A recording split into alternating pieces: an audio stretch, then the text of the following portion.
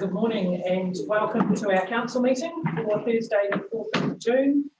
Warm welcome to everybody and also warm welcome to all of our viewers on live stream this morning. So I'll declare our meeting open and with that ask our Principal Advisor Mari Rarity Mataki to open our meeting with a karakia.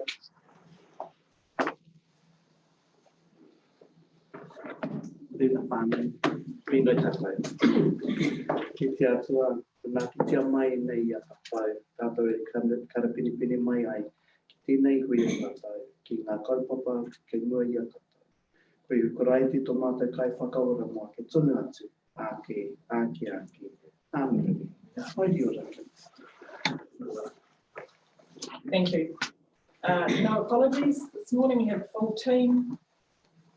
No requests for leave of absence this morning, and item 4, we're on to the confirmation of minutes, which are on page 6, and there is a resolution. Can I have a mover and a seconder? Your Worship, first of all, welcome back. Thank you. Good to see you quick and well and mobile. I'd like to move that the minutes of the council meeting held 21 May 2020 be adopted as a true and correct record. Thank you. Do I have a seconder? Councillor G. Taylor. I'll put the motion. All those in favour, please say aye. Aye. Against? That motion is carried. Thank you. Item 5 is declarations of interest. Does any of our elected members have any conflict with any of the items on the agenda today? Great, none. Thank you. This morning there is no request for a public forum, so we move straight into our presentations, item 7, and the first one is the 10-year plan pre-engagement. This is to update us with the feedback so far for the work that's been done, and then just to go through with what's next in the process. So we'll welcome our Strategy Manager, Rebecca Bell, who will take us through the presentation.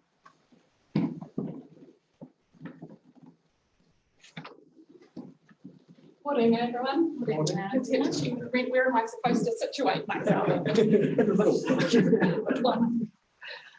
All right. So I'm going to be juggling papers here.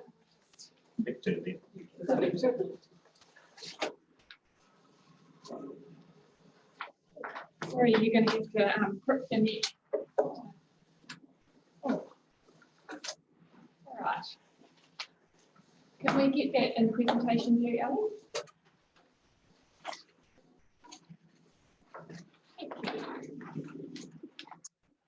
All right, so just here today to really give you an update on where we're up to with pre-engagement. The first of 2 updates, because we're about halfway through our pre-engagement topics, as you'll be aware. And just give you a quick recap on the process and where we're headed. So today, the focus is pre-engagement. The inputs to this topic are our engagement plan and the topics that we've talked with the community so far about. And where we're headed with this is towards the formal consultation process, which is the consultation document, involves the consultation document, and of course, just the wider decision-making process in general. So in terms of what we're seeking your input today on is not so much an input, but an update session today, but there will be time for questions. I just want to fly through a quick recap on the workshop that we had a few months ago, introducing you to the pre-engagement process. So I don't want to spend a lot of time on this, but the process in general for the 10-year plan, there's 2 key parts of engagement and consultation. One is this pre-engagement process that we're in at the moment, which is sort of open-ended, building understanding of the issues and understanding community opinion. The second part is the more formal phase of consultation, which will happen early next year. That is more focused and seeking more specific feedback from the community. Our approach to engagement this time around, as we have talked about previously, The themes and the goals for this pre-engagement or this engagement process is aspirational, creative and engaging. And I think we're doing a reasonable job of that so far. The principles, fun and punchy, plain English, Goldilocks, which is just right, not too much, not too little, but just right, and timely.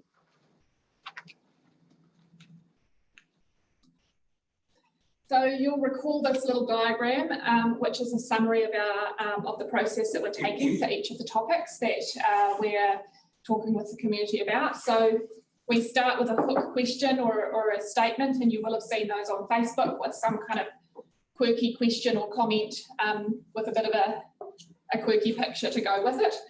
And then we go into sort of an education phase where we're trying to upskill the community on what the issue is, what the challenges are, what council's obligations are. And then we seek feedback from the community, kind of getting a sense of what the questions are, where the level of understanding is, what the concerns are related to that issue, and then going on to close the loop. And I'll talk about that a little bit shortly. So it's very familiar by now, but the issues that you were keen to hear from the community about were earthquake-prone buildings, climate change, road sealing, housing, and community facilities. And as you know, we've done 3 of those topics in a Facebook Live session, and we've got 2 more to go. So just, I thought I'd just take this opportunity to remind you again where we're headed with this in terms of the consultation document and the requirements there. So the point of this phase of pre-engagement is partly about informing the community, but partly about informing council about what's going on for the community. So we really want to, when we get to the formal consultation phase and the consultation document, we want it to be a no surprises experience for the community. So it's really about increasing mutual understanding. So in November or December this year, we'll start to prepare the consultation document. As you know, it's a statutory document and there are all sorts of requirements involved with what goes into that document. But for each issue that we're seeking feedback from the community on, council must, or the consultation document must describe the issue, describe the options for addressing each issue, discuss the implications of each of those options, and then say which is council's preferred option, and then seek feedback from the community on that. So that's those requirements are set out in the LGA for the consultation document. So the pre-engagement phase is about increasing understanding of the issue and positioning the community to be able to respond in an educated way to our questions when the time comes. So in terms of pre-engagement, what have we learned so far through this process? One of the things we've learned, or that has been confirmed, I guess it's not so much a new learning, but a confirmation, is that digital engagement is effective and efficient. The amount of reach that we can get, the amount of engagement that we can get through digital engagement processes is proportionately very high to sort of the traditional face-to-face or paper-based type engagement. You get really good bang for your buck. It's less labour intensive from a staff perspective. So that obviously increases the efficiency. Something we've learned this time is that we need to keep our expectations realistic. This was something that we talked about early on in the COVID-19 process around our expectations for engagement with the community. Obviously, we understand that there are other things going on for people and other things that people are trying to get their heads and their lives around at the moment. So keeping our expectations realistic around levels of engagement is important here. And as you are all aware, kind of a relational approach, a one-on-one, face-to-face approach when you're out and about is as important and as effective, if not more, of just understanding where people are on the ground. So yeah, we don't necessarily expect high numbers if we're looking at numbers, but we also need to acknowledge that a lot of the effort that goes into pre-engagement is about putting the message out there. So yeah, we just need to balance our expectations. The other thing is that COVID-19 has had its pros and its cons in terms of engagement. Obviously, it's fairly obvious what the cons have been. We've just talked about that a little bit. Some of the pros are that NBC's welfare response has been so well received in the community and has increased trust and relationship and has kind of created or reinforced a good platform for further engagement. So while people are distracted, I think there is also a degree where something coming out from NDC is perhaps a little bit more openly received because of the trust and the relationship that has been, and the positive vibe that has been built through the welfare response to COVID-19. And I think, and Ra may speak to this shortly, but I think that's also the case in terms of Māori engagement. So on to the issues themselves. Earthquake-prone buildings. So in terms of the Facebook Live session, we've had 1,800 views of that session, whether it was during the live session or subsequent views of the recorded session. Now, that doesn't obviously mean from beginning to end. Facebook tallies up when people have watched a certain length of time, and it's only, it's a few seconds or whatever, but there's a certain length of time where it ticks that box as somebody's having viewed that. So while obviously 1,800 people have not sat down and watched the full half-hour session, it does mean that people have engaged with it for at least a short time and they're aware that the conversation is happening. And we had 758 engagements with the topic. So that could be a like, it could be a share, it could be a comment, it could be a smiley face, it could be a thumbs down, but that's the people, 758 engagements with that topic overall. So what have we got out of it for this topic so far? I think with all of the topics, there haven't been a large number of comments, but from the comments that we did have that have come through, I think perhaps there needs to be a little bit more understanding of the bigger picture, the process, the notification process and the timeline around what's happening with the earthquake-prone buildings. There was also a few comments of concern around assistance for business owners through the process of managing the earthquake-prone building issue. So that might be something that we need to give a little bit more thought to. And of course, what we already knew, but some of the other comments reinforced the sentiment around valuing the character of the town centre. We haven't, because the questions and the conversations that we've had so far have been quite broad ranging, we haven't got a lot of feedback specifically on what could be done to assist the owners of earthquake-prone buildings, but that could be somewhere that we take the conversation in the next phase.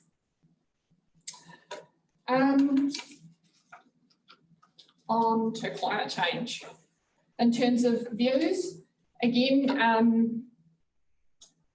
the live session and subsequent views of the recorded session are 1,900 and 653 engagements. Now, the climate change issue is one that we haven't had so much other forms of engagement on. Obviously, the earthquake-prone building one is sort of part of an ongoing conversation, but this is the first specific climate change one that we've had. Again, not lots and lots of comments, but generally, concern about the issue. Generally concern that it is a very important issue and that council needs to be doing something about it.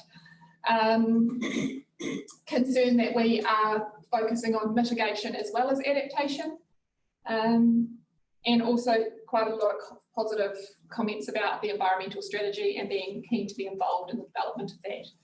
So I think we can be confident that it is an issue of importance to the community and something that is worthy of intentional and focused conversations going forward. The third thing issue that we've tackled through a Facebook Live session has been sealing our rural gravel roads.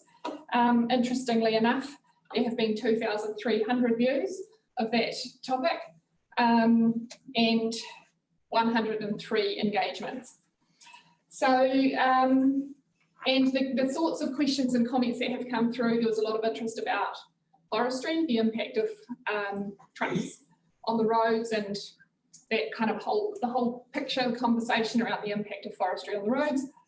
And also quite a few questions around the criteria for road sealing. So we need to give some thought about where we want to take that conversation.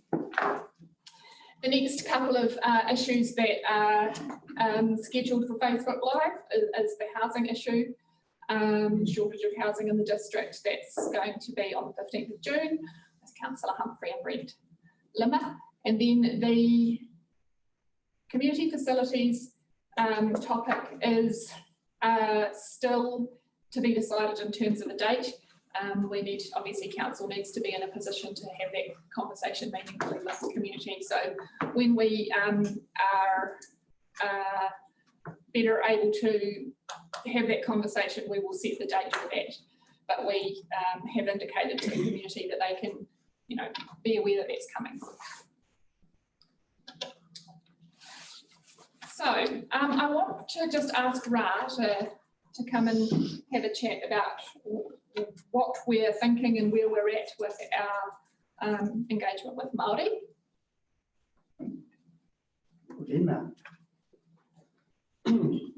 I'm going to stand by you because I don't know where to stand. So in some of the engagements, Rebecca mentioned a little bit more about leveraging of some of the, I guess some of the things that we've done in the welfare space recently in response to COVID. And there's been a few networks that have been created within the iwi space, and definitely for Māori in general, across those responses. And so we're going to look at kind of working into some of those networks that were reawoken or re-established within the Māori landscape. So the first things we're kind of looking at in terms of the engagement with Māori, first of all, is creating equitable conversations. It sounds really flesh, but basically it's talking to Māori in a way that they understand.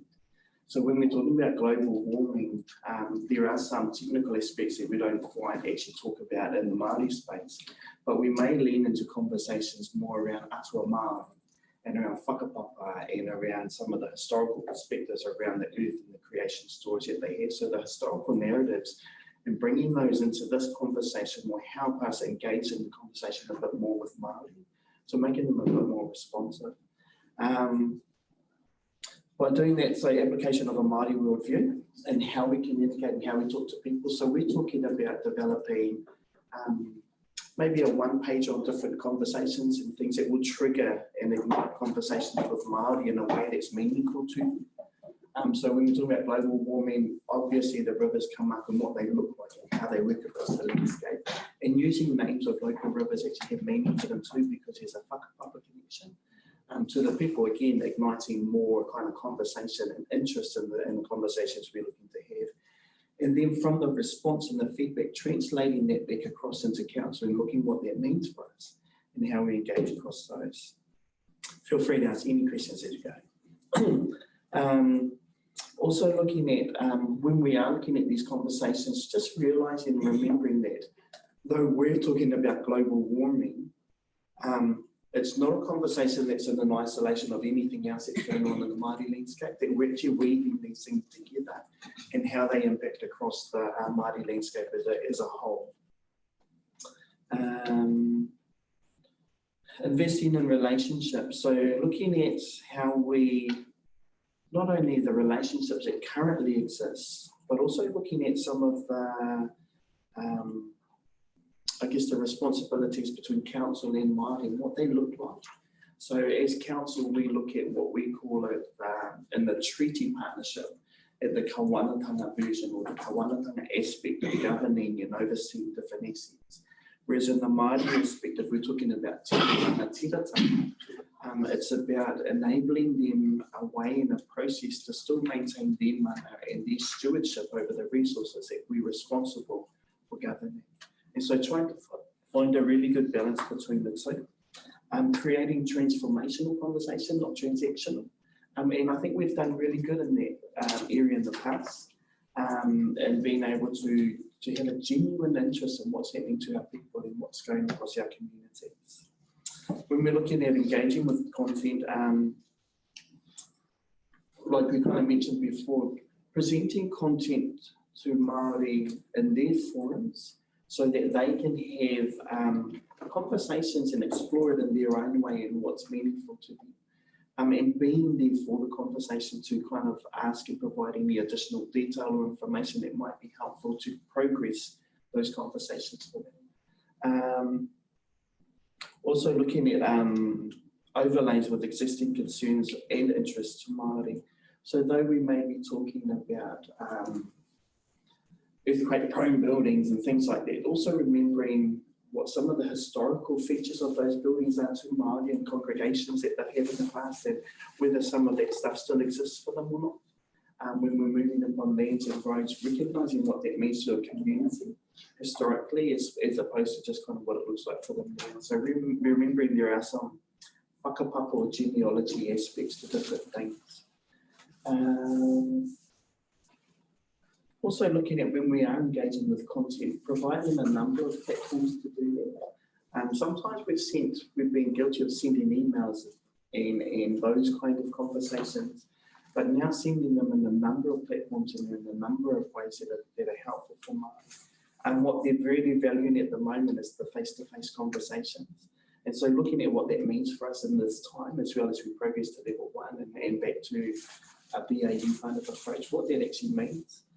So not just we are developing one pages, but we're also sending them out with conversations and people to engage with if they wish to, and how that works. In terms of commitment to do better, we've done well. We've come a long way, and we've actually broken some bounds in this space. And taking time to look and to measure actually what we've done in those spaces will help us identify where we can do better and apply a bit more effort to increase the quality of conversations we're having and not so much the number. And maybe even looking at, so we talked a little bit about developing a specific plan around how we do this and which policies link into that from council and how we can get a bit more leverage of those policies to support what we're doing here in this space. Yeah, to be able to check our own progress. Cool, yeah. Thanks, Ryan. Maybe if you hang around, because you might have some. Of course. I'm almost finished here. So in terms of next steps, where do we go from here? Where, like I said before, we're sort of starting to look now towards the closing the loop phase of the engagement approach.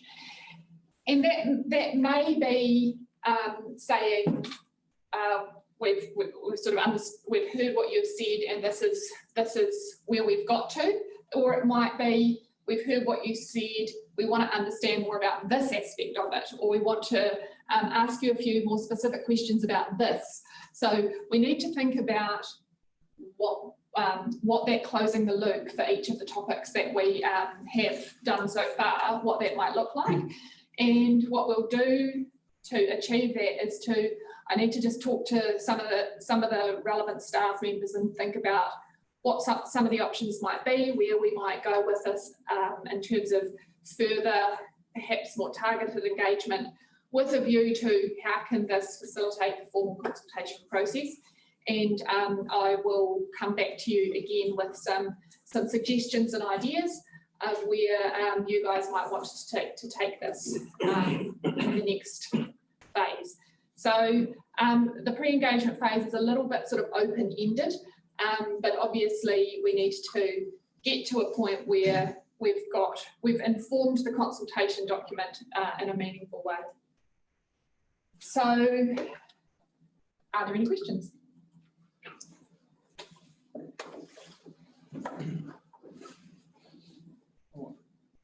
Councillor Mousy. Oh, sorry, yeah, through the earthquake building issues, reviewing it, are we reviewing the time limit that they have to get their buildings done? No, that's all set down in law. So that's the sorts of questions that we're asking, and the things that we want to understand more are about the community's appetite for what sort of assistance council might offer for people who are owners of earthquake-prone buildings. Thank you, Councillor Humphrey.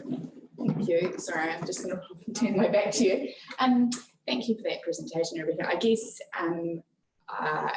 as a sense check, what I'm hearing you say is that we've kind of been doing in this early pre-engagement phase a bit of a pulse check in terms of checking in with the community and saying these are the big issues that we think that we've heard from you. Have we got that right? And getting that sense of appetite.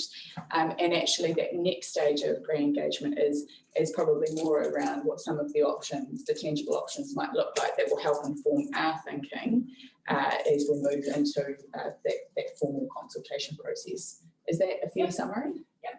Yeah. Without preempting the formal engagement, yes, where the questions are quite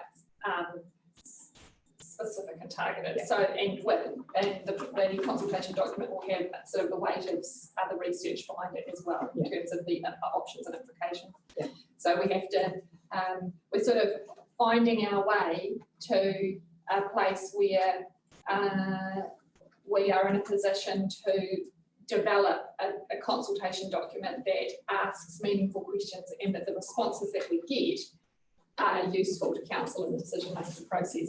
So each of these sort of are the steps along the way. Yeah. I did want to say also, I've sent invitations to the community committees 2 or 3 times now to say, if you want to know more or learn more about the 10-year plan process and the issues that we're talking about, and if you want to raise any issues with us, invite us along to your meetings and we'll be happy to come. But I haven't had any response from the community committees. So if you would like to just reinforce that with your community committees, they may not want, they may feel fully, they may understand the process, they may not have anything they want to raise, but if they do, now is their chance. Thank you, Councillor Shaw. I think there's a little bit of uncertainty with community committees about inviting larger groups, and at the moment they're still in a should we, could we, do we, don't we. Once we know we can hold larger numbers in a venue, I think you'll probably get stronger feedback. My understanding is that a lot of them have been doing it by Zoom. And some aren't. Right. Some of the ones that really need it aren't, like And I think that's a good point now that it's looking like we're probably going into the next phase. We can all use our networks with our community committees to reinforce that invitation for those that are interested in specific topics. And we can do a general LTP 101 type presentation of just a few minutes to help increase understanding of the process. It doesn't have to simply be a topic space. Thank you. Councillor G. Taylor. Thank you. Hey, I was just sort of interested more so to know whether the public's, well, like our residents' knowledge was up to date, and whether they sort of knew where we were sitting and what the current ruling around things was. And like, have we, with regards to our sealing of the roads, was there a lot of knowledge around that already, or were they there to learn? I think they were there to learn. There were a lot of real questions, I think, that came through on the Facebook Live session, as opposed to opinions. Right. Which is great, because those questions help us understand where community understanding is at, and where we can perhaps target more of an education process. Yeah, that was sort of where I was heading, was is there more communication around what we're doing currently needed? Well, the topic-based page that's on the 10-year plan website has got a lot of information there. And the Facebook live session sort of roughly covered the same stuff as on that topic page, and a few other bits and pieces. So we've put some information out there. I think based on the questions and comments that we've had, I think that there's a bit more sort of targeted education for the people who are affected by it. What might they want to know, rather than a whole broad community sweep kind of approach. But again, that's we'll come back to you with some thoughts about that. Cool. Councillor Humphrey. Thank you. Look, my question is sort of along a similar vein. It was just thinking, are there any intentions, and if you think in terms of people's preference for very short goldfish bowl attention mentality type video style communication, to produce any video clips that kind of summarise those key things that come out of the Facebook session for those who might not want to, spend half an hour engaging in a full session or wading their way through what is some quite comprehensive information, but not everyone's got the appetite or the attention. So yeah, those are all techniques we might take as part of the closing the loop process. So we've got some ideas. We haven't fleshed those out fully yet. Thank you, Councillor Ford. Thank you, Your Worship. Rebecca, how many responses have we had on the website to the questions on the website? Not many. No. I think climate change has had 3 or 4. Some have had none. Some have had 1 or 2. Right. So, but there are quite a few people who have signed up to receive updates, and Georgie has been sending a weekly update for each of the topics, which is quite good. But the comments themselves not. my thinking is that the digital communication is great and it is reaching further than we used to be able to reach, but there is still a big section of the community that isn't engaged through digital, and that frankly I think the community committees we just forget about them for the last few months. They haven't really been in operation. I know there are exceptions, but by and large I think it's unfair to judge their feedback based on the last few months. I think we need to sort of pretty much start now on that, and then and of course that doesn't cover fielding, so there's still what to do about fielding. So I'm still of the view that we do some old-fashioned approach as well as the digital. Yeah, I didn't mention the other thing we have been doing. Actually, I suppose the district news has been going out in the last couple of months. There's been some digital and some not. We have included a blurb in the district there in the last few times. But yes, we can give some thought now to some of those other sort of face-to-face type approaches. Up until now, that hasn't really been too much an option. Understood. Councillor Shaw. I think I just wanted to comment in the iwi engagement space and acknowledge all the work that Rā and his team have done over the past couple of months in optimising those opportunities with iwi, and just indicating a great willingness to go in new places if they would like to do that, especially and as well as the 10-year plan we could specifically include in that the environmental strategy as well. So just indicating that there's willingness to, if that's what they would like, we would be very open to going to them when it suits them and where suits them. Councillor Casey. Thank you, Worship. I just want to follow on from a comment from Deputy PM regarding fielding. I think there's a golden opportunity now that our service clubs are meeting together again to talk to our Rotaries and our Lions. They essentially are the building community committee groups. They're the ones that are out there. And I'm just wondering if there's any appetite from the officers to engage at that level. So I'm happy to pick that up. I'm speaking to the Fielding Rotary Club on the 25th of June. There you go. Thank you. That's a good option, and there are a number of groups in the community that perhaps we could send invitations out to, and they, you know, even suggesting if they pull together the Lions clubs and have a joint one, same with Rotary. Councillor Quarry. Thank you, Your Worship. These key points that we've talked about this morning are the points that we've raised. I'd like to see the same emphasis put on a paragraph saying what are your points, and aim that at the people, so that any idea that we haven't thought of, they have the opportunity to bring forward those ideas. So I think there needs to be an emphasis on, you know, the community's involvement in this, rather than just these are our ideas. So just a note on that, but everything, obviously the posts that go out on Facebook are targeted to the issues that that are of concern to us, but everything else that we do, for example, the stuff that goes into the district news, all of the scripts that are written for the Facebook live sessions, the emails that I send out to invite people to the Facebook live sessions, the emails that I sent out to community committees, all of those emphasise that these are the issues that we want to hear about, but we want to hear what's concerning to you. So that has been a consistent message through all the direct comms that we have had, and indirect, I guess, if you count district news and Facebook live sessions. So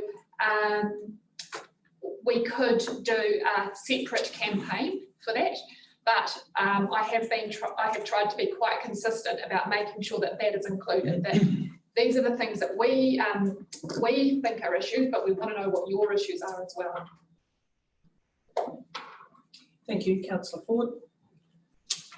Thank you. I think it's a good point, Councillor Quarry, and I'm just wondering whether councillors are aware of other issues that have perhaps cropped up that we. Do you have any that you're aware of yourself? No, not at this stage. But I think, you know, shall we say it's a moving target? Yes. And it's continually evolving, and therefore issues could arise. I don't know, it might be roading issues on Walton Road or something. You know, we know it's there, but it could be brought to the head more than what it has in the past. Thank you. It's a good point. And then, you know, as we move into the next level of more open meetings, we can take that role as liaison councillors with our community committees and really encourage that discussion and bring back any of those issues, other issues, as well as the feedback on the topics that we've put out there. Councillor Belsky. Thank you. So I think it's great, the digital communication, except I rang Jim Barnett, I rang the Greys up Akura Road and that about being live on Facebook, and they all sort of freaked out a bit because they are not on Facebook, and they said a lot of people aren't, but I aren't either, and my wife was away, so I went in there. But I just want to compliment the council on how easy it was to click into it. So yeah, and it was a good overview that Councillor Marston and Hamish did on Task Hill, overview, the education of how the costs and things and traffic flows. But I thought it was quite good. But yeah, I think our community committees, it would be good to have a few there too, because we catch them always if we can. But I thought that was very well done, what the council's done. Thank you, Councillor Casey. Yeah, thank you. Just want to follow on from Councillor Quarry's comments in regards to topics about the community. I think there's one that I'm certainly hearing very clearly about, and that's our schooling capacity in the Darwin too. So I really want to see that. I'd like to see the council not necessarily lead the conversation, but sort of encourage that around our schooling capacity in the Darwin district. Thinking about our high school at just now over 1,600. Certainly Our planning that we've done. Thank you. Great. Thank you, Rebecca and Rarity, for that presentation. It's an excellent start to what is quite a tricky and involved process to try and plan what's best for our community for the next 10 years. So thank you for the work on that, and we'll look forward to being involved again in the next stages. So we move to item 7.2, and this is council control organisations, and these are the changes and the implications to the Local Government Act and how they impact for us with our council controlled organisations. And I'm going to hand that over to our project delivery manager. Welcome, Michael. Greetings and good morning to you all. I'm just about to share my screen with you, so let me know if it's appearing up there for you. Yes, I can see it myself, so that's all good. So what I wanted to do was just give you an overview of some changes to the Local Government Act which have come through from Wellington recently that will affect our council controlled organisations, our CCOs, and let you know that there's some new tools that you have in your toolkit for working with CCOs and some new options and obligations there. In order to do this, I'll do a little bit of refresher on some things for CCOs, just to make sure everybody around the table is familiar with those, and happy to take any questions at the end. So the first thing is actually, what is a CCO? And the most important thing to note there is it's about the council or councils having the ability to have 50% or more ownership or the ability to appoint people to boards or trusts in an organisation. And so, for example, with CEDA, we have Palmerston North City Council, Manawatu District Council, both having 100%, 50% each, and the ability to appoint directors to that board. So it's 50% or more is the key requirement there to be a CCO. Now, in terms of our CCOs, we have a number. We have CEDA and the Manawatu Community Trust, and they're the ones that operate as council-controlled organisations. We have 2 shared service CCOs, that's the MWLAS, which is within the Horizons region, and the Local Government Funding Agency, which operates under its own separate statute, but is a CCO providing lending arrangements for us.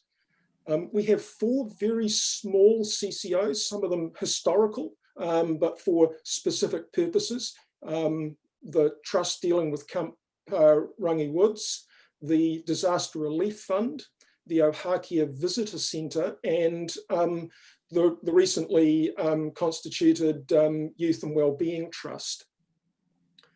There are 2 others which are slightly larger, but deal with our community facilities, and that's the Fielding Civic Centre and the Awahuri Forest Kitchener Park. And we've got a non-operating company, Heartlands Contractors, which hasn't operated for many years, but could be reconstituted if an opportunity came, and it operates generally as a trading or profit-making CCO.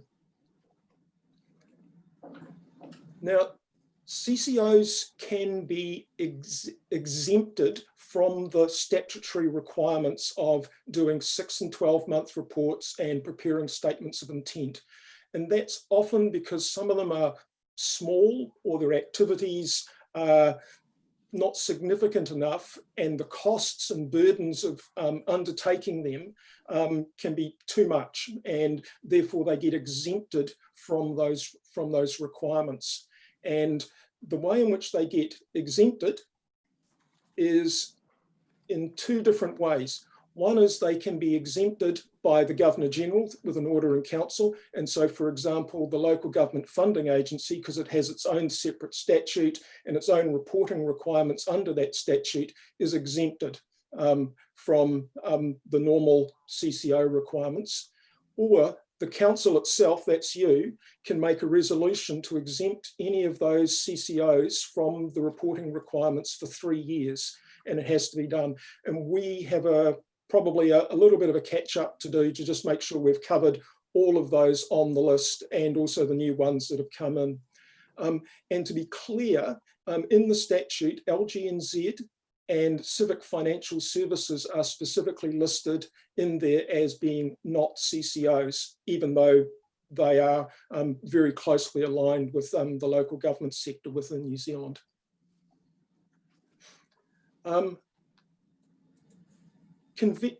We've had a convention that the Fielding Civic Centre Trust and the Awahuri Forest Kitchener Park Trust have been exempted from their CCO obligations, which means that they don't present a statement of intent. However, we've had a convention that they still report to us on a 6 and 12-month basis, but they're not reporting against a statement of intent and any of the other requirements that are needed there. So here are some of the changes. Now, within the PowerPoint, which you can download off your portal, there's obviously the pictures on the slides, but I've placed the text of the statute inside the notes section so that if you need to go back and review them at any stage, you can find the particular piece of legislation there. So one of the first aspects of there is in relation to the appointment of directors. Most of it remains the same. However, there's an additional provision in there that if it is relevant, in the appointment of a director and the consideration of an appointment of a director, whether the knowledge of tikanga Māori is a requirement for a trustee or a director in a CCO. So that's a new provision that needs to be added in there. Next one in section 60A, which is a new one there, and I understand from Brent in conversations with him, this is to mirror the RMA, is that before a CCO makes a decision that can significantly affect land or a body of water, it has to take into account the relationship to Māori and their concerns in making that decision. So that's a new provision, and it's there to basically mirror council's obligations. Okay, change number 3. This is an interesting one. What this means now is that all statements of intent, 6-month and 12-month reports and letters of expectation must be placed on the council's website for 7 years. So that's to make these documents publicly available in a common place, along with the physical forms that exist within our various other council documentation.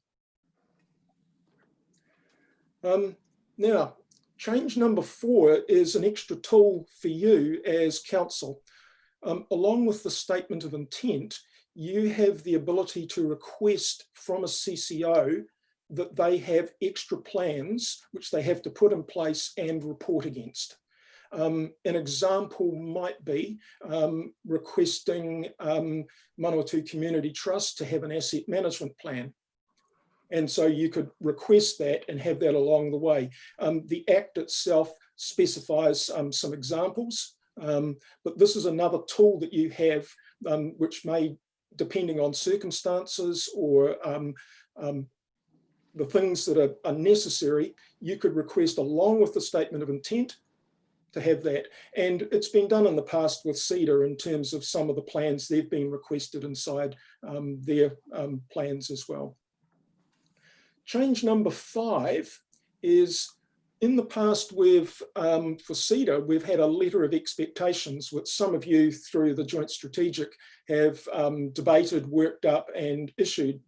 Now inside the Act under section 64B, they've actually introduced that as a tool that council now has.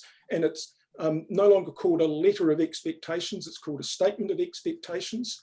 The Act itself provides a lot of examples inside there of stakeholder engagement and how that's important to include in a statement of expectations, not just the financial targets, but the way in which a CCO engages with its own stakeholders and community around there.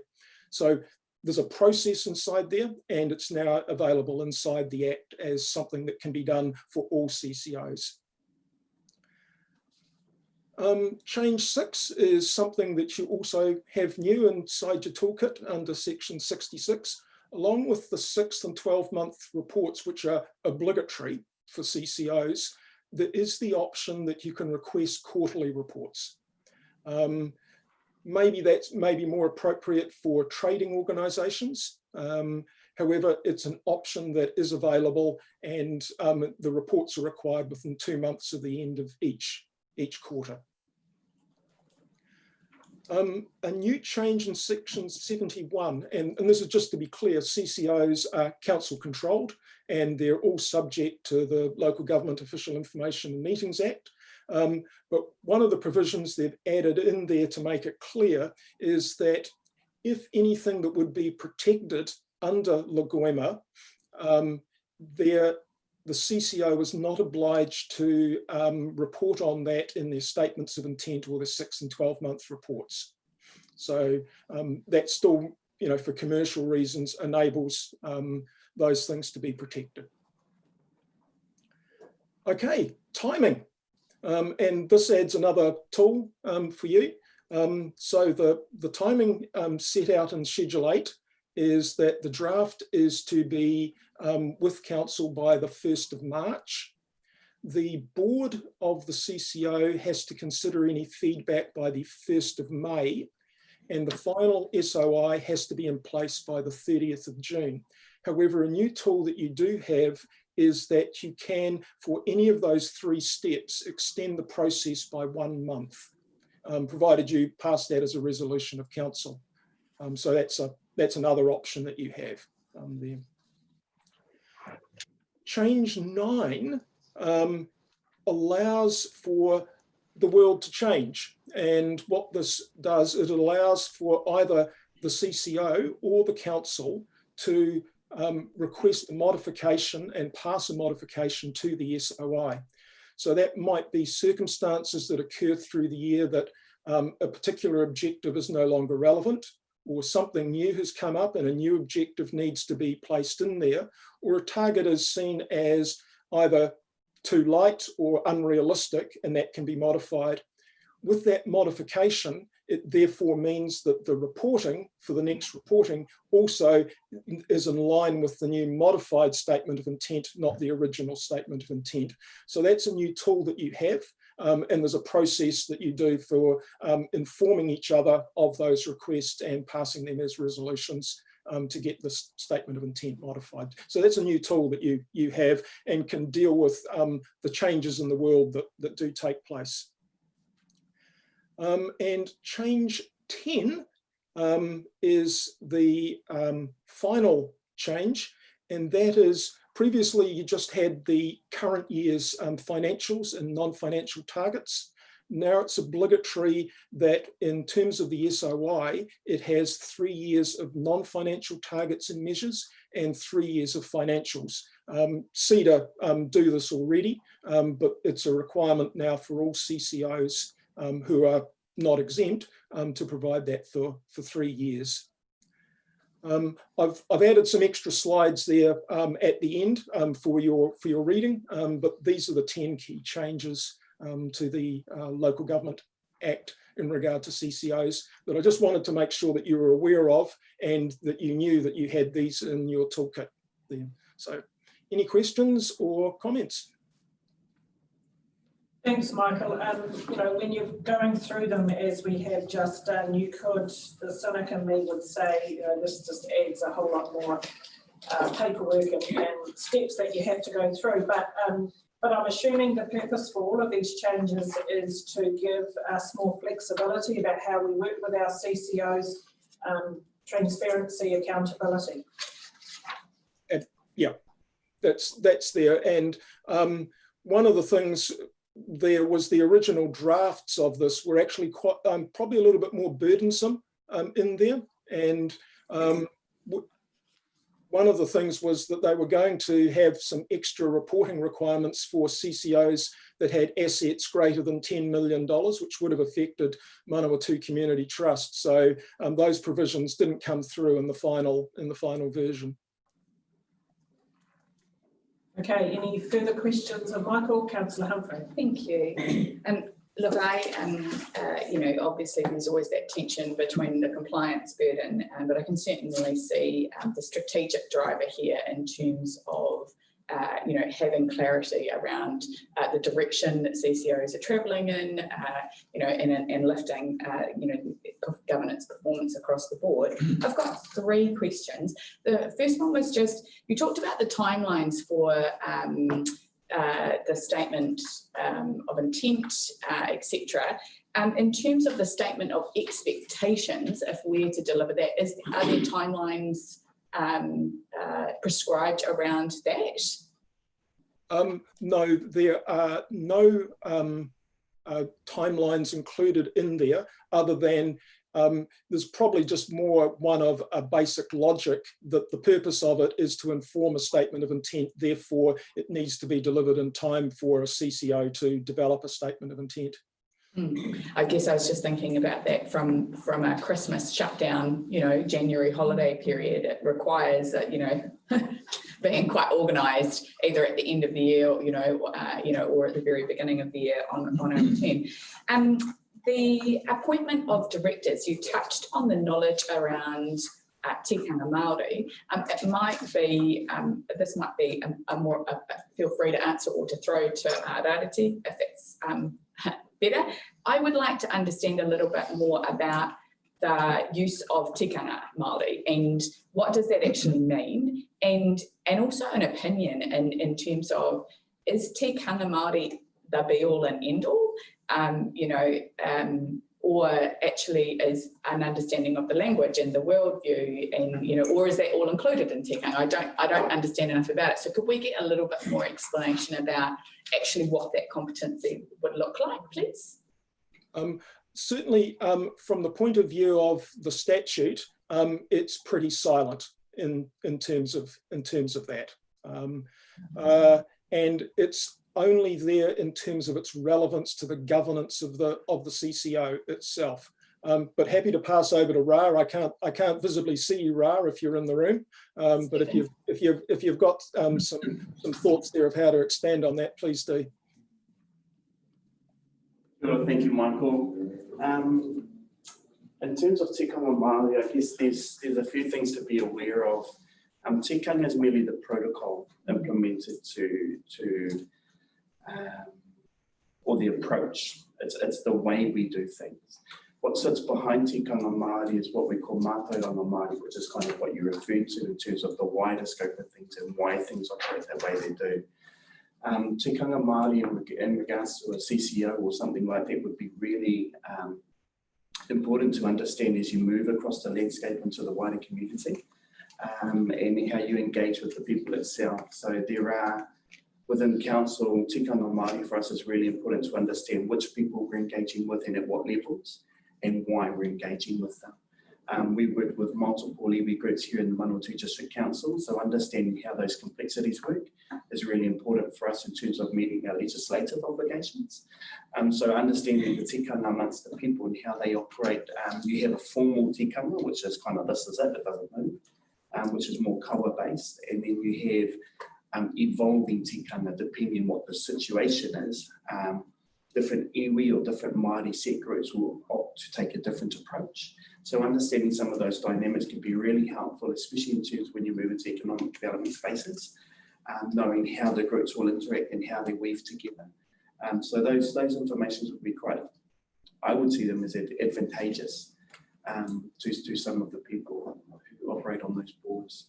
But it will give you a clear understanding of how to move and how to make your decisions and what to consider in some of those decision making.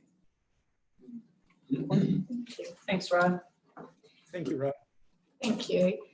My final question was just, you touched on our current CCOs and the need to perhaps update, and I was just keen, in terms of whether exemptions are required, et cetera, I just wondered about the timeline for that, and particularly in relation to our new Youth and Wellbeing Trust work. We established that, but I'm not sure where that's up to and whether directors have yet been appointed, and obviously there's some standing ones. So just looking for a little bit of an update there in terms of the timelines around that, please. Okay, I'm intending, having given this briefing and update to you now, I'm intending on bringing to council a sort of an omnibus CCO exemption report to just make sure that we do a complete tidy up of all those that are exempted and make sure that the next 3 years are quite clear and that we've got a council resolution in place. So that should be with you within the month. Thank you, that would be useful. Councillor Campbell.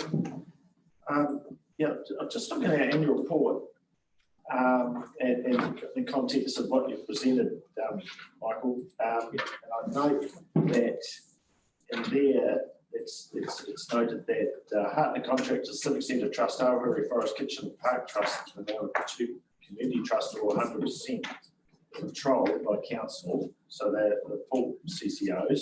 But I note there's a comment in the annual report that says Heartland Civic Centre Trust and Aohuri Forest Kitchen and Park Trust are exempted from being a CCO. Perhaps might be a question for Shane Harris.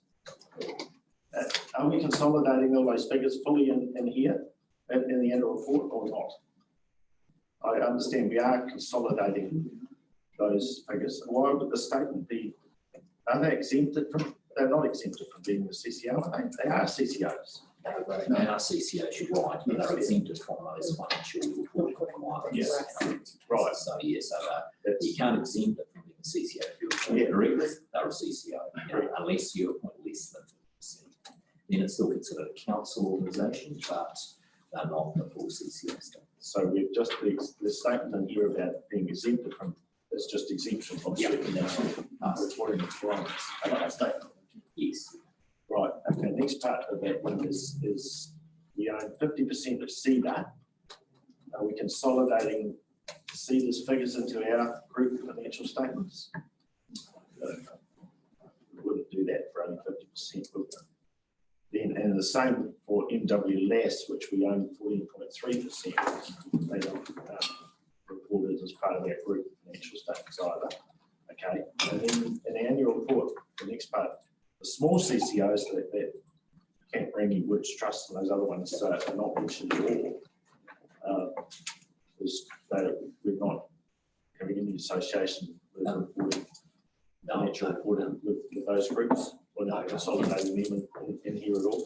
That's right, through you. The Camp Rangi Woods is a good example. That's jointly owned, if you like, arrangement with the YMCA. It used to be a three-party arrangement with the old outdoor sort of trust that was, but that's now defunct. So we changed the trust deed some years ago now to it's just a two-party thing. We don't fund Camp Rangi Woods at all.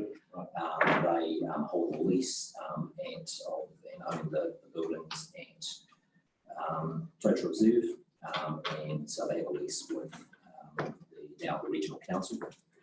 So there's no financial obligations of us to that trust or vice versa. No, it's just the question would be though, if they're a CCO, we do have an element of ownership, I suppose. Those I can't ever recall any of those small ones that were reporting sort of within the need to happen. We should have some degree of oversight, I suppose, if we're part owners. Yeah, Camp Rangi Woods, we do appoint trustees on a 3-yearly basis. That usually coincides with the electoral cycle of the council. Going to the Manawatu Whanganui Disaster Relief Trust, that's an entity that was set up post the 2004 flood. The mayor is automatically, I think, a member of that trust. Once again, I think it still holds some funds that meets from time to time, depending on the nature of the civil defence emergency that might be called upon to either dish out funding or hold funding that comes from the central government. Often that's what happens and then gets allocated. So that's sort of largely inactive unless there is a civil defence emergency that affects the region. The RNZA for Hākia Visitor Centre Trust was around a project years ago that was never really got off the ground. So that's really an inactive trust that sits there. It probably cost us more to wind it up. So you're going to go to the High Court and there's proceedings that you can go through here. So the fact it's inactive, we periodically reappoint trustees to that, but are not active. And the Manawatu Youth District Youth and Wellbeing Trust, obviously very recent. We issued the mayor as one of the current trustees, and is yet to become active and appoint additional trustees to that, so we still have a process.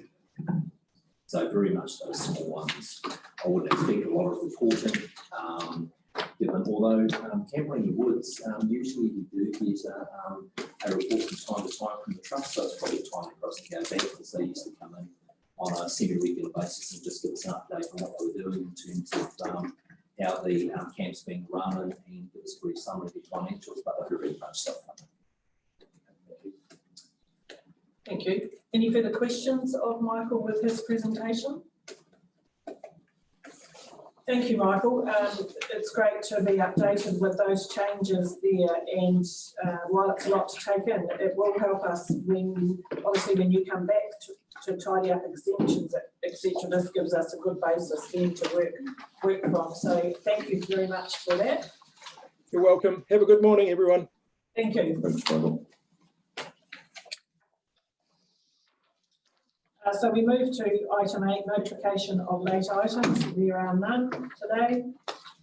And straight into, there are also no recommendations from committees to present for consideration.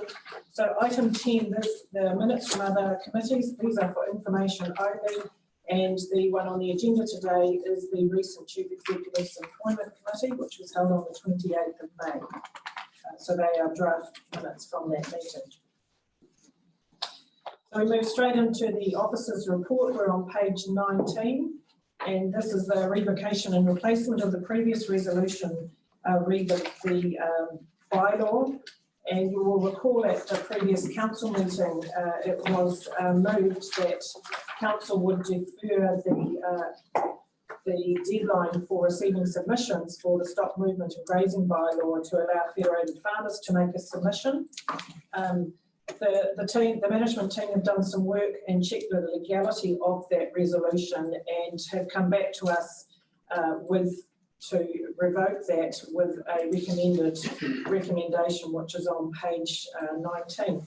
So I'll hand that over to Brent if you'd like to highlight some of the points out of that report. Thank you, Your Worship. Yes, you've covered a very good summary. You'll recall back on the 21st of May, you passed the resolution on the basis of some comments that came through from federated farmers, and in particular Coralie Martin, who gave some comments to the team at that point. And you passed that resolution, which is outlined on page 19, and then summarised at paragraph 2.1 of the report on page 20. Just reviewing that and in consideration of the principles of natural justice, we were concerned that extending the submission period for one submitter only might leave us potentially open to some challenge if there were others out there that did have some comments that they wanted to make. So, and also in relation to some comments from Ms. Martin as well, there may well be other submitters in the wider community still want to make a submission, but perhaps due to COVID-19 and the drought that was occupying particularly farm communities' time, that perhaps people weren't able to give this the attention that they would have liked. So on that basis, we are recommending that council rescind or revoke in line with the standing orders, the earlier resolution, and replace it with the resolution outlined at page 19, which states that council defers consideration of the stock movement and grazing bylaw and stock underpass policy and extends the submission period on this bylaw and policy until the 18th of June 2020. The reason why we're recommending that is it then opens up submissions to any party that has interest in it. They'll open it for a further 2 weeks, which goes is additional to the initial 6-week period that we had. So we think an 8-week period is more than sufficient for those that have already made a submission, or any new people that they would like to make a submission. That initial 2-week period will be fine. We will do some publicity on that, just to ensure that if council passes this, to ensure that that's the case. And then we will bring back any additional submissions that come in back to council for a deliberation. Then we will combine that with your earlier deliberations and bring back a final report on the final bylaw to be adopted to council. While this delays the process slightly, an extra 2 weeks in our view is not significant. if it means that we actually hear from everyone who has a desire to make a comment and we get the full informed report through to you to make a final decision on. So that's really the summary that I have, Your Worship. Happy to take questions on that. And also I would note that this just further reinforces the process that we've followed to date. But by doing this, we're certainly not saying that our process has been efficient today. It hasn't, but this just gives additional opportunities for those that perhaps were fully occupied on other matters over the last 6 to 8 weeks. Thank you. Thank you for that explanation. Are there any questions in relation to this before we look at the recommendations? Councillor Marsh. If I may, through the chair, just question to Brendan. Have we actually received the submission from Federated Farmers as yet? Not yet, no. But they do intend to make one, and our team has been in touch with Ms. Martina, and they're just waiting on the outcome of this to know the final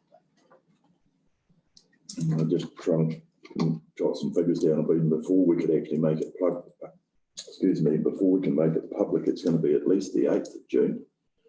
Even though it's out in our meeting, if we make the resolution today, and that would be website and social media, I would think.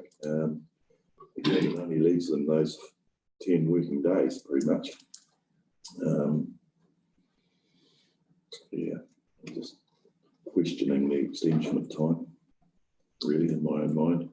I would say through Your Worship that given that Federated Farmers have been the ones who initiated this, we are confident that going back through that avenue, they will do their best and best to get it out to their networks as quickly as possible. Thank you. I guess the point that Councillor Marsh is saying, for those, while Federated Farmers may get it out through their membership, there will be those who are not members of Fed Farmers who may have some views that they would like to express to us as well. It's about how do we get that out there. I guess we could use our community committees as Absolutely. another option. We'll go back out through any and every avenue. Yeah, and the comment that I'd make to that would be I would have thought that it would have already been communicated out to their members prior to the date. In which case, why are we extending? Certainly through you, the initial period that we put it out was for longer than the minimum requirement for a ECP or the consultative process, special consultative procedure process that we go through, which has a minimum of 4 weeks normally. We've been out 6 weeks initially. And so this 2 week extension will make 8 weeks in total.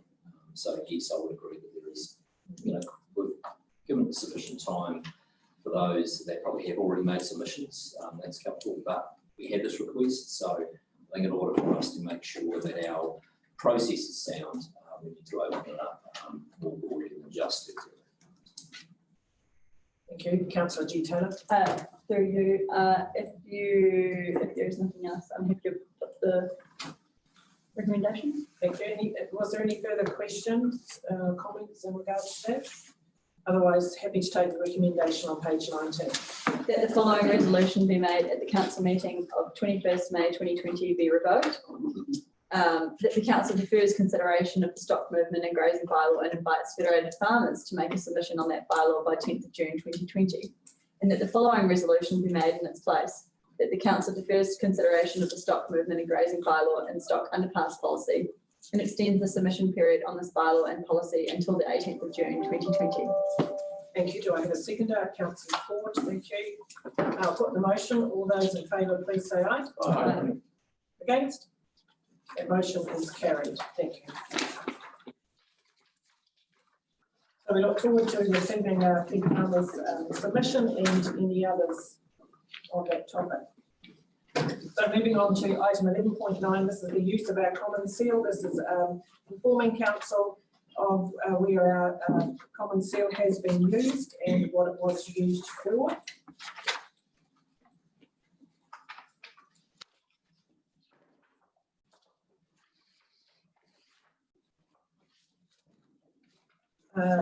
Shane, is there anything that you wish to highlight in the report that we have?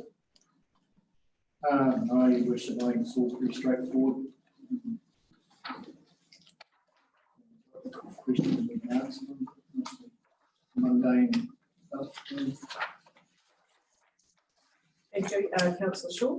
I'm happy to put the recommendation that the following schedule of sealed documents be received. Which are below. And take those as, rather than having to read them all out, take those as set out in our agenda. Thank you. We have a mover, so I have a seconder, Councillor Ford. Any further comments? I'll put the motion. All those in favour, please say aye. Aye. Against? That motion is carried. Thank you.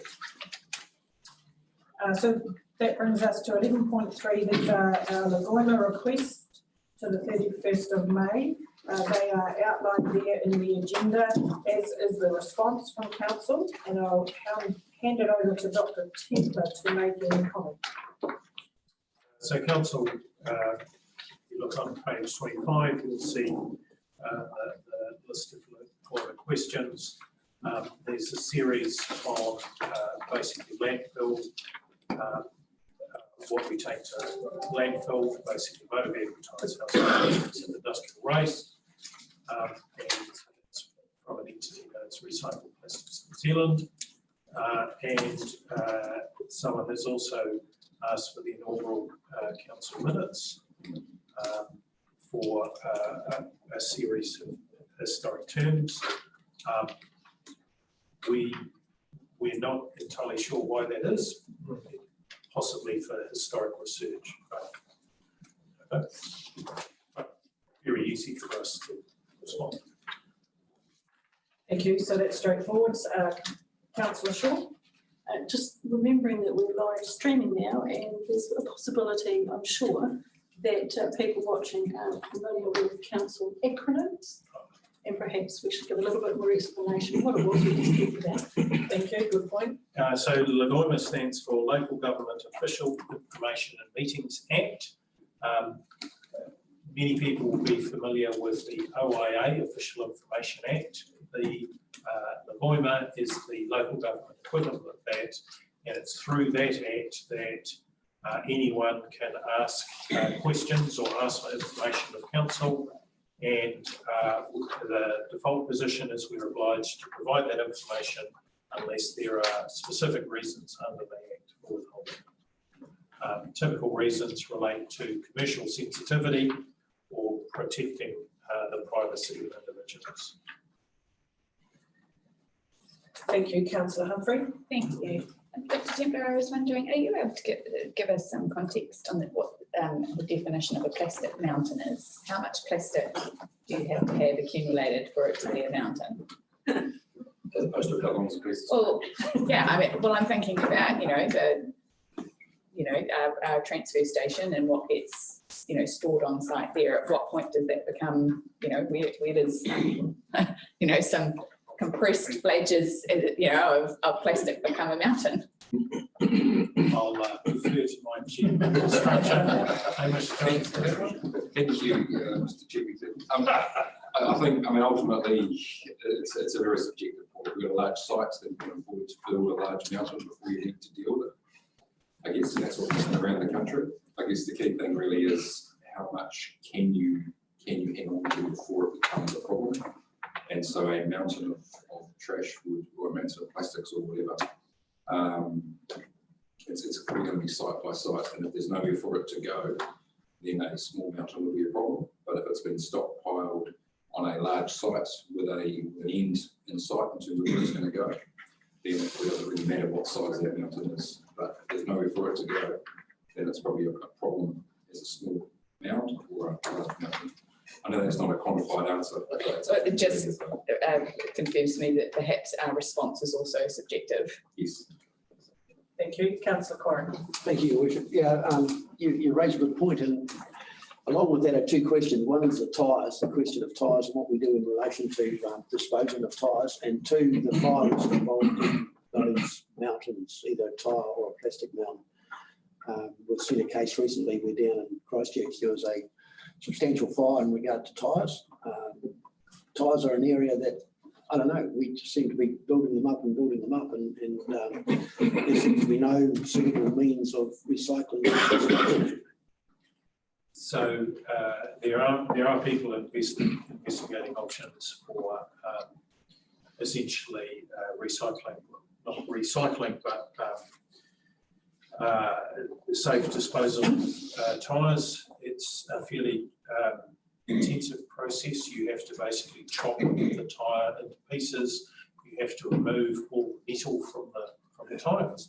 All tyres are steel belted these days, and then using either pyrolysis or incineration. You can do something with rubber. Use pyrolysis, you can convert it to basically hydrocarbons, so sort of biodiesel, or with incineration it can be used as a fuel. I think the key point to note in the Taranaki one is that was actually an active arson. So in reality, tyres don't spontaneously combust. So you can store a lot of tyres, and while it is a risk, it is only a risk from arson. And so that's, I think, in terms of our recycling centre, not really an issue. We don't have a particularly large volume of tyres. Once the volumes exceed a certain level, they're taken to Bonnie Glen. And I would suggest that Bonnie Glen is not a site that is likely to be vulnerable to us. Unless someone was really, really committed to it. Thank you, Councillor Marsh. Mine was more of a question of what is the percentage of plastic in tyres? Very low. Yeah, very low. It's the rubber compound is different to plastic. It's sort of 7% that sort of range of biochemical arrangement in plastic.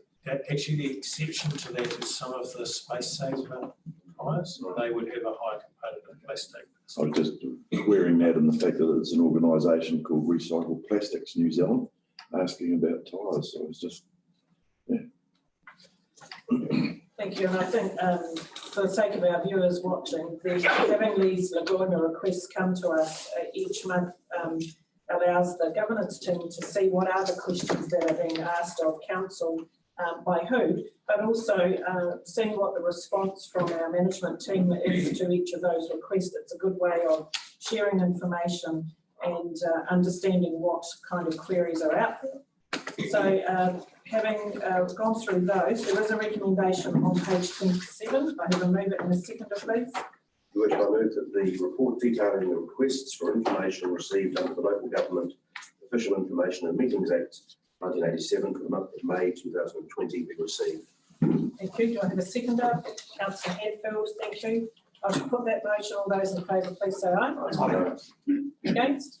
That motion is carried. Thank you.